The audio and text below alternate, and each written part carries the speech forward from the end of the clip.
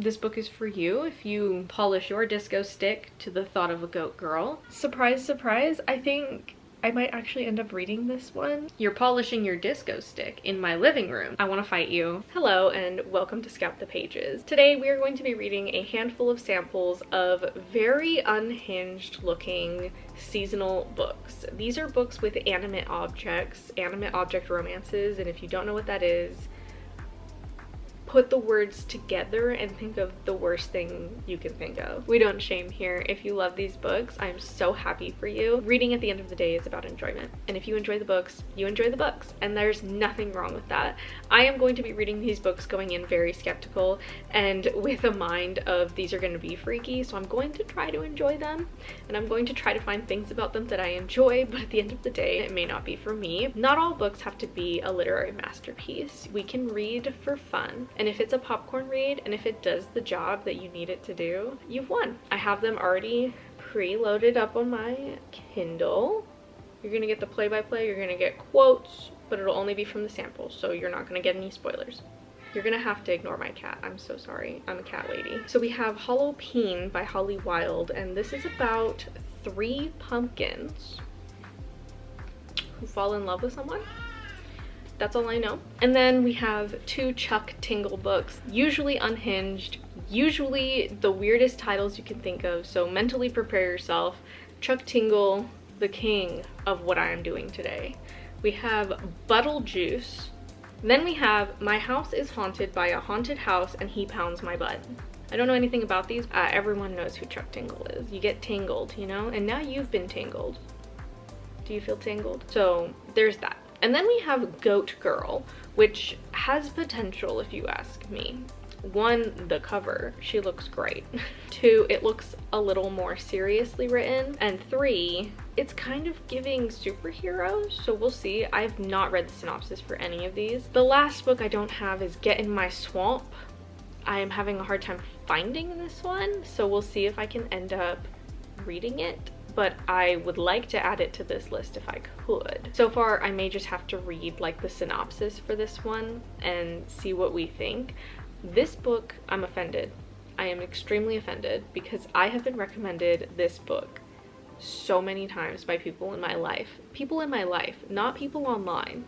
People in person have specifically said that I would like this book, and I don't know what that says about me. It's a Shrek retelling, but it's erotic. I feel personally attacked, and I would like all of you to know that Ogre Pickle is not my pickle, okay? Keep it to yourself. I would like to do more of these videos to each season. I'm going to find seasonal ones because I have seen the romances that are like Santa Claus and candy canes and reindeers, and this is more of a fascination thing for me than anything. I could just not engage. But I see these titles and I'm wondering, what does that even mean? And how could you even do this? So I want to know the logistics of certain intimate moments, and I want to know who's reading this. So if you're reading these, let me know. Whatever butters your biscuit is valid, so no worries there. But I am going to be reading these as a way to laugh, so please don't take offense. Once again, I am not trying to attack anybody, especially the people who wrote these books. It takes a lot of time and energy to write a book, and it takes a lot of bravery to post your name on a book, especially ones with these kinds of contexts. So let's go have a good time. I think I'm going to start with Holen because it was the one who inspired this video. And then we'll move on to probably the Beetlejuice because very, very on topic with the new Beetlejuice movie coming out. I'm so nervous. Okay, let's do this. Good morning. It is very early in the morning, but I need to get this told to you so I can start the next sample. You're gonna hear my cat yelling. This is her morning routine. We're gonna let the queen go off. I read the entire sample for Holen, and it was only chapter 1, so that's a little disappointing. Some samples I've read have been like 2 to 3 chapters, but this book is apparently quite short, so maybe that explains it. I read it very quickly, and I have to say, first note, the author included a preface with content warnings, which I really appreciated. Thank you so much. It's not that hard. She just took a moment of her time to care about the mental health of others, and that's going to help this book do a lot better long term in terms of reviews and readership. I read the first chapter, and what I'll say is I fully went into this expecting specifically this book to be very cringe and not super well written. Not anything against the author, of course, and not anything against like the genre or anything. It just seems like there's a lot of these books that come out very quickly. I've seen a lot of authors that pump out books very rapidly, independently published, and they can tend statistically to be a little less refined in the writing. What I will say is this book is very easy to read, and I don't have complaints about the writing, all things considered. Is it perfect? No. Are there still things that I would have edited if this book had been handed to me to be edited? Yes, of course. But overall, it's very readable, and I didn't have any major issues. It was easy to read, and honestly, I may put this on my TBR to finish out reading at some point. So those are positives right there. We didn't expect to have positives on the first book. The vibes are there. You can definitely tell the author is good at setting an atmosphere, and you can definitely feel those Halloween vibes. How I would describe this book based on the first chapter is a B movie. You know, those like really bad indie made or just like cringe in general, poor acting and all of that. Horror movies and Halloween movies, like Thanksgiving and stuff like that. This is exactly that tone. Don't think this is a quality piece of literature or anything. Let's not be comparing, you know, oranges to apples. This is a B movie in book form, and there's an audience for that.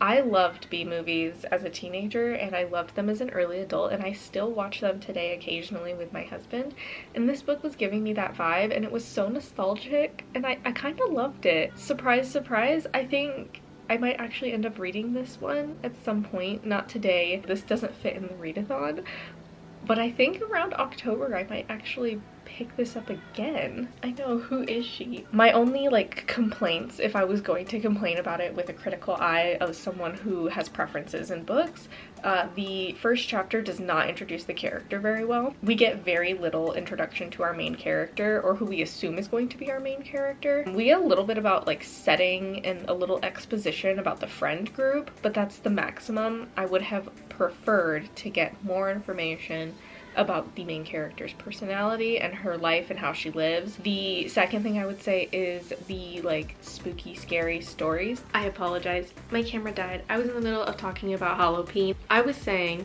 the campfire scene is the entire first chapter. You get them telling scary stories around a campfire. It's like these group of, I believe, college-aged adults, and they're just telling scary stories, and the main character is like, oh my gosh, these are so scary and I'm getting so scared, but you're hearing the stories that the characters are talking about because it's in the dialogue, and they're not scary, so that's like, okay. And then the main character continues on with, I hope nobody brings up demons, because she's not that scared of monsters or anything, but she has a specific fear of demons, and somebody brings up demons and she's like, I'm not gonna sleep tonight. I've never personally heard of anyone say they were specifically afraid of demons. I understand like specifically afraid of zombies, or specifically afraid of clowns, or specifically afraid of vampires, but demons? I don't know. I've never heard of that personally. Maybe that's a me thing. Let me know in the comments if you've ever heard of that, or if you yourself are specifically afraid of demons. But the campfire stories are being told, and they're not very scary, but the main character is way scared, and she's talking about them like they're scary. I think they could have made the stories actually scary, but these are adults we're talking about, which is why I think it feels so bad, is that they're adults around a campfire getting buzzed and not really telling that scary of stories. The thing that made me cackle and then also like, oh gosh, this is a B movie. How you summon the demons, the Halloween, is you spell I cup 3 times. You know, like when you were in middle school and you asked your teacher to spell I cup, that's what this is. So ICUP. And if you do that 3 times, he'll appear, and the person telling the story's best friend went missing on stream, a live stream, when she said it 3 times in this haunted place, and she's been missing ever since, and nobody's been able to find her. And the crowd is obviously not very receptive to that. They're like, really? ICUP? And the main character's like, I believe her. Very cringe. It's not super bad. Again, I thought I would have a lot more to say at this point. I thought this book was going to give me a lot to talk about that would be cringe, but it's really not bad. If you've seen any B movies, this is that. And if you like a good Halloween B movie, you might enjoy this. I know, I'm just as surprised as you are. Anyways, I am gonna go start Beetlejuice now. I'm ready for my tingler. I read the sample for Beetlejuice in a waiting room this morning for a doctor's appointment, and I don't think I'm gonna read this one. And here's why. One, I know about the tinglers. I know how the Chuck Tingles work, and I don't want to pay money for a tingle book right now. If later down the line it applies to a video idea, I will absolutely be picking this book up because it seems funny, but it is exactly a retelling, basically, of Beetlejuice, the movie. How on point for right now, trendy moment. Go Chuck Tingle. Essentially, the first chapter is a woman driving, and she gets too into the music, the vibes, and drives off of a bridge when she almost hits a deer, and she dies. And she wakes up in her house thinking everything's fine, and then there are people downstairs and they are selling the house, and this couple is moving in, and she gets a visit from this character who is like, here's your book. It's the book for the recently deceased, but they call it The Train to the Afterlife or something. It has like a slightly different name, but it is essentially the same book. And so this is definitely just a retelling of Beetlejuice, the original, twisted into Beetlejuice, and it's, I'm assuming there's butt things, and there's a juice box that looks like Beetlejuice on the front. These are how the tinglers are, so I am not surprised. I'm next going to just move on to the next tingler, which is my house is haunted by a haunted house who pounds my butt or something like that. It's right here. We're gonna do that. I am having a little bit of a hard time.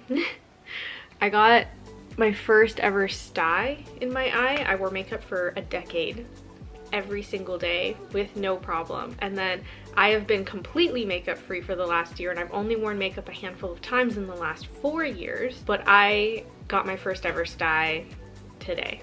So I woke up with it.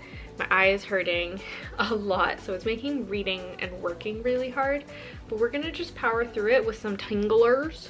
Maybe I just need a Chuck tingle, you know, need to be tingled a little bit to get back in the zone, and maybe this thing will just be so horrified with what I'm reading it will bounce away. I'm really disappointed that there wasn't more unhinged stuff though in these samples. I'm quite surprised, but oh well. So far, if I were to rank them, which I'm gonna do for this video, we got Halloween actually has piqued my interest because I think it is more atmospheric and it has the vibes. Beetlejuice, my main complaint with it, which is the reason I'm not going to read it and I don't feel inclined to read it, the writing is very bland, non-descriptive, very quickly written. You can tell it's quickly written. And things are just said in a way that's super tell not show, very short sentences. It's not atmospheric or immersive in any way. At least Halloween has that in its favor. It's a vibe. It can get you in for the vibes and the B-movie vibes and the energy and the popcorn read. Beetlejuice, it's a meme. It's a tingler. You know, what can you expect from that? It's not super serious, but I also feel like we could have at least had a little more atmosphere going on. I feel like I can't see the setting very well.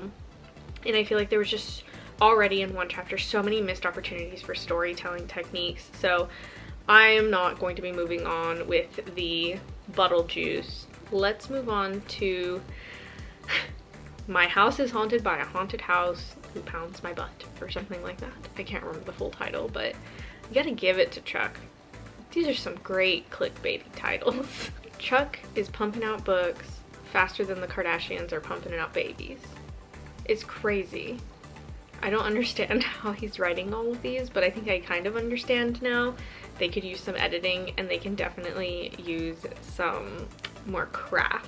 I think they could really check some boxes. If you find a Chuck Tingler that is an inside joke, is adjacent to an inside joke with a friend, I could see how it would work for you. Anyways, I am now off to read the next book. Okay, hello. So I have finished 2 more of the samples. We're gonna ignore the outfit and the face. I have a very bad migraine right behind the eyes, and it is laundry day, so bear with me here. I finished the sample of My House is Haunted by a Haunted House Who Pounds My Butt. And this is very different from Beetlejuice. Beetlejuice was very much a retelling of Beetlejuice, and we didn't get anywhere weird in that sample, but in this one I feel like the sample was quite a bit longer, and it jumps right into what's going on. We jump right into it. So I took some notes here, some annotations, so I'm going to be looking at my phone as I talk about this because I want to just directly quote to you what's going on in this book. The first thing that immediately took me away from this book is the fact that this man bought an old Victorian mansion, is going to fix it up for his family, his wife and children. Okay, his family is moving into this house. At least that's what it's made it sound like. So we know what's gonna happen. It's a house haunted by a haunted house who's going to pound his butt, but he's married. We don't love that, but it directly says, I'm determined to make it pay off. If not for me, then for my family, who will follow behind once I get things set up here, which alludes to a spouse and children. Immediately in the book, very early on, we have him hearing a voice in the house say, oh, yeah, the voice sighs. And then we have a chill surges through me as a ghostly moan echoes through the night. Oh, yeah, the voice bellows, sighing loudly. Standing in the middle of the living room is a small haunted house, the figure glowing with light blue energy and hovering just a few feet off the ground. Their body is semi-translucent, but I can't make out their face because they're turned away from me. It's unlike anything I've ever seen. And in this moment, something unexpected happens. The fear within me melts away, taking a back seat to the feelings of utter fascination that bloom at the pit of my stomach. Instead of being in fear, he's kind of like, piqued my interest. A house with legs. And it gets worse. I can see now that the living haunted house has his disco stick in his hand, furiously and struggling to cover up. Oh my god, I cry. I'm so sorry. I didn't realize. What the f? The haunted house shouts in return. He's scrambling for the nearby couch, a ratty old thing that was left here when the previous occupants vacated all those years ago. I'm Frank, he says, and I should be the one who's apologizing. Well, yeah, I blurt. You're polishing your disco stick in my living room. The ghost gets awkward for a moment. That's the thing, he starts. I hate to tell you this, but it's actually our living room. And then at the very last line of the sample, it says, oh, so you can touch things. It's very weird that the man is like on board immediately, alluding to his interest in this like anthropomorphized haunted house. Why is a house haunted by a house? It's a great meme. It's a great gag gift, if you ask me. But at the same time, I don't love the writing style. And I think that's my main issue with this, is I don't love the writing style. So we got right into that. I'm so glad I got some quotes for you finally to really show you what's going on in these books. So we're gonna just not do that one. I also finished the sample of Goat Girl. So let's pull up the annotations for that. We don't have that many. This book is explained basically as villains and heroes exist in this world, and at some point a villain mixed people with other people or animals, so they're called mashies. And the main character of this book was mashied with a literal goat that used to exist. A real goat. She's not just like a hybrid. She was a human. The villain got a goat and mixed them together. Let me just read you how this book is written. It's not bad. I actually think the narration and the syntax and everything is okay. The writing style isn't bad. And I would probably read the whole thing if I was interested in it, but it just isn't piquing my interest. So let me just read you some quotes. I find my mouth full of flowers. Aw, dang, not again. Every day my boss leaves bouquets of fresh flowers on the counter here at the cafe, and at least once a week I end up chomping away on them. It's only to be expected. I'm half goat after all. I swallow the petals. She's a literal goat. Like, when she's not paying attention, the goat brain in her, the like personality of a goat, literally starts eating things. So here's it talking. Oh, and there's a literal superhero called Honor Man.